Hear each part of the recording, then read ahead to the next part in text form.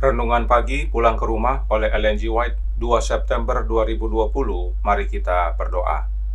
Bapa kami yang di sorga, Allah pencipta langit dan bumi, laut dan segala isinya, Allah yang maha besar, maha kuasa, sumber segalanya, yang kami sembah selalu melalui anak-Mu yang tunggal, Yesus Kristus.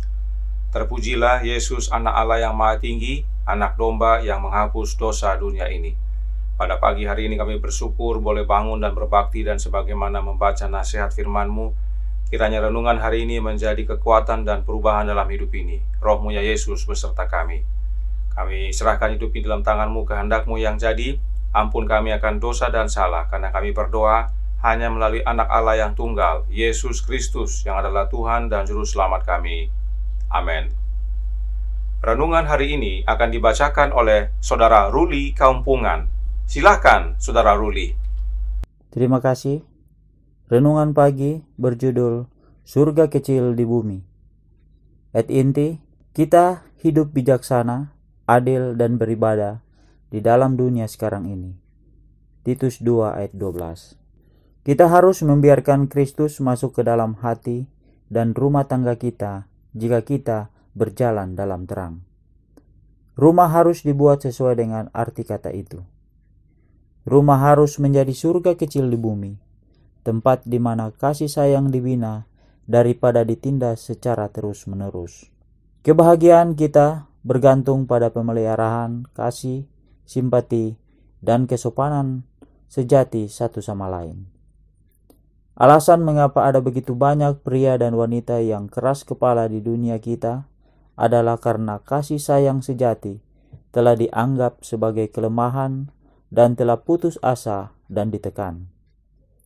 Bagian yang lebih baik dari sifat orang-orang kelas ini telah diselewengkan dan dikerdilkan di masa kanak-kanak, maka kecuali sinar cahaya ilahi dapat melenyapkan kedinginan dan keegoisan mereka, kebahagiaan seperti itu terkubur selamanya.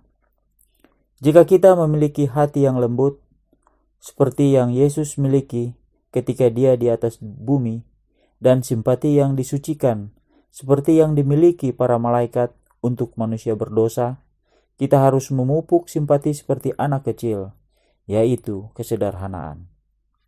Kemudian kita akan disempurnakan, ditinggikan, dan diarahkan oleh prinsip-prinsip surgawi. Kecerdasan yang dibudidayakan adalah harta yang besar, tetapi tanpa pengaruh simpati kelembutan dan kasih yang disucikan, itu bukan nilai tertinggi.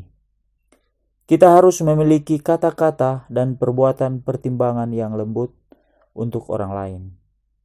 Kita dapat memanifestasikan 1000 perhatian kecil dalam kata-kata ramah dan terlihat menyenangkan yang akan tercermin pada kita lagi. Orang-orang Kristen yang tak beriman dimanifestasikan oleh penggabaian mereka terhadap orang lain bahwa mereka tidak bersekutu dengan Kristus. Tidak mungkin bersekutu dengan Kristus namun bersikap tidak ramah kepada orang lain dan melupakan hak-hak mereka. Banyak yang rindu akan simpati yang ramah. Tuhan telah memberikan kita masing-masing identitas kita sendiri yang tidak dapat digabungkan dengan orang lain. Tetapi karakteristik individual kita akan jauh lebih tidak menonjol jika kita menjadi milik Kristus dan kehendaknya menjadi milik kita. Hidup kita harus ditabiskan untuk kebaikan dan kebahagiaan orang lain, seperti Juru Selamat kita. Kita harus melupakan diri sendiri, selalu mencari peluang, bahkan dalam hal-hal kecil, untuk menunjukkan rasa terima kasih atas bantuan yang kita terima dari orang lain, dan mengawasi peluang untuk menghibur orang lain, serta meringankan kesedihan dan beban mereka dengan tindakan kebaikan yang lembut dan perbuatan kasih. Sambutan penuh perhatian ini, yang dimulai di keluarga kita, meluas di luar lingkaran keluarga, membantu menutupi kebahagiaan hidup, dan penggabaian hal-hal kecil ini akan menambah kepahitan dan kesedihan hidup. Testimonies for the Church, Jilid 3, halaman 539. 540. Terima kasih atas penata layanan Saudara Ruli. Tuhan Yesus memberkati. Saudaraku dalam Tuhan, renungan hari ini menyatakan sesuatu yang sungguh menguatkan. Pulang ke rumah halaman 263 paragraf 1 berkata, kita harus membiarkan Kristus masuk ke dalam hati dan rumah tangga kita jika kita berjalan dalam terang. Nah, bagaimana Kristus masuk dalam hati kita? Review and Herald Februari 1 tahun 1912 paragraf 14 menjelaskan, ketika kita menyambut Roh Kristus ke dalam hati kita, Dia memberikan kasih karunia-Nya dalam jumlah besar. Saat kita menjangkau Dia, Dia menjangkau kita. Dia tidak pernah menolak tangan yang terulur untuk meminta bantuan. Kristus masuk ke dalam hati kita melalui kehadiran Roh-Nya, Roh Kristus. Dan Yesus memberikan kasih karunia-Nya, yaitu Roh-Nya, dalam jumlah yang besar. Saat kita menjangkau Yesus, Yesus sendiri yang jangkau kita. Yesus tidak suruh oknum lain. Perhatikan tahun pernyataan ini ditulis tahun 1912 atau 14 tahun sesudah buku Kerinduan Segala Zaman diterbitkan. Apakah Nyonya White berubah menjadi Trinitas? Tentu tidak.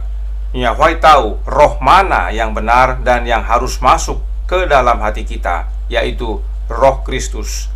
Kemudian Nyonya White sebelumnya juga menasihatkan dalam Signs of the Times Februari 10 tahun 1887 paragraf 9 yang berbunyi, tidaklah cukup bahwa kita menerima Kristus ke dalam hati kita.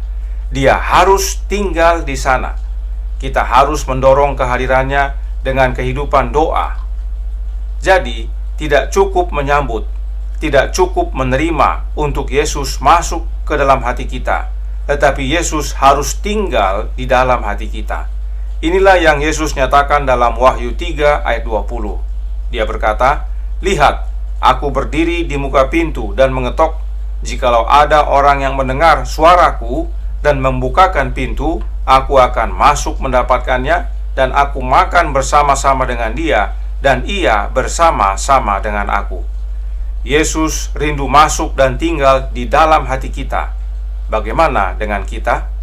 Adakah kita mau buka pintu hati kita agar Yesus boleh masuk? Mari undang kehadiran Yesus melalui kehidupan doa. Nah, apa makna menerima Kristus masuk dalam hati kita? Counsels to Parents, Teachers and Students halaman 372 paragraf 2 menyatakan, kita hidup di dunia yang penuh dengan kerusakan, dan jika kita tidak menerima Kristus yang hidup ke dalam hati kita, percaya dan melakukan firman-Nya, kita akan dibiarkan buta seperti orang Yahudi. Menerima Roh Kristus dalam hati artinya percaya kepada yang Yesus firmankan dan melakukannya. Itu sebabnya Yesus berkata dalam Yohanes 6 ayat 63, Rohlah yang memberi hidup, daging sama sekali tidak berguna. Perkataan-perkataan yang kukatakan kepadamu adalah roh dan hidup. Perkataan Yesus atau firman-Nya adalah roh dan hidup. Menerima Roh Kristus artinya menerima firman-Nya dan percaya serta melakukannya. Kemudian, From the Heart halaman 359 paragraf 3 berkata, kita harus membiarkan Kristus masuk ke dalam hati dan rumah kita. Kita harus memupuk kasih, simpati, dan kesopanan sejati satu sama lain. Menerima Kristus dalam hati artinya memupuk kasih, simpati, dan sopan terhadap satu sama lain. Itu sebabnya renungan hari ini menyatakan beberapa kalimat berikut ini untuk menggambarkan kehadiran Kristus dalam hati kita. Kebahagiaan kita bergantung pada pemeliharaan kasih, simpati, dan kesopanan sejati satu sama lain. Sama ya dengan pernyataan tadi. Kemudian, jika kita memiliki hati yang lembut seperti yang Yesus miliki ketika Dia di atas bumi, dan simpati yang disucikan seperti yang dimiliki para malaikat untuk manusia berdosa, kita harus memupuk simpati seperti anak kecil, yaitu kesederhanaan. Selanjutnya, tidak mungkin bersekutu dengan Kristus namun bersikap tidak ramah kepada orang lain dan melupakan hak-hak mereka. Dan hidup kita harus ditahbiskan untuk kebaikan dan kebahagiaan orang lain seperti juru selamat kita. Inilah makna Kristus tinggal dalam hati kita. Kehidupannya menjadi kehidupan kita, karakternya menjadi karakter kita. Jadi, mau surga kecil di dunia? Terima Kristus masuk ke dalam hati kita dan tetap tinggal di dalam hati kita. Renungan hari ini dikutip dari buku Testimonies for the Church volume 3 bab 47. Buku ini diterbitkan oleh Nyonya White pada tahun 1872, yaitu pada masa gereja Advent masih non-trinitas. Perhatikan kalimat berikut ini sebagai penutup yang diambil dari buku yang sama dan bab yang sama. Testimonies for the Church volume 3 bab 47 halaman 542 paragraf 3 yang berbunyi, jangan terus-menerus dalam ketakutan dan keprihatinan bahwa Allah akan meninggalkan Anda. Dia tidak akan pernah, kecuali Anda yang meninggalkan Dia. Kristus akan masuk dan tinggal bersama Anda jika Anda mau membuka pintu hati Anda kepadanya. Boleh jadi ada keharmonisan yang sempurna antara Anda dan Bapa dan Putranya jika Anda mau mati untuk diri sendiri dan hidup untuk Allah. Adakah unsur Trinitas dalam tulisan Nyonya White ini? Sama sekali tidak ada. Jadi jelas bahwa sebelum dan sesudah terbitnya buku Kerinduan Segala Zaman, Nyonya White tidak berubah.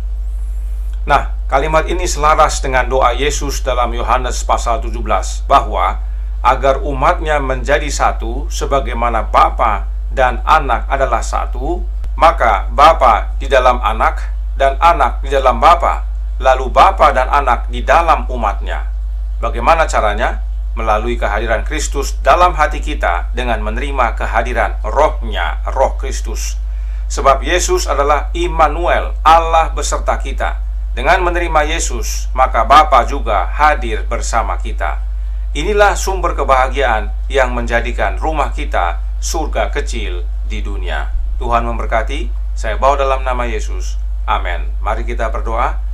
Bapa kami yang di sorga, Allah pencipta langit dan bumi, laut dan segala isinya, Allah yang maha besar, satu-satunya Allah yang benar, yang kami sembah selalu melalui anakmu yang tunggal, Yesus Kristus. Terima kasih atas nasihat yang sungguh menguatkan bahwa Kristus harus tinggal dalam hati kami. Dan tidak hanya kami sambut, kami terima, tetapi Dia harus diam di sana. Tuhan campur tangan agar masing-masing kami mengerti dan memahami bahwa Roh Kristuslah yang kami perlukan dan bukan yang lain. Tolong kami ya Bapa, hadir dalam hidup ini ya Yesus, kehendak-Mu yang jadi, ampun kami akan dosa dan salah, karena kami berdoa hanya melalui Anak Allah yang tunggal, Yesus Kristus, yang adalah Tuhan dan Juru Selamat kami. Amin.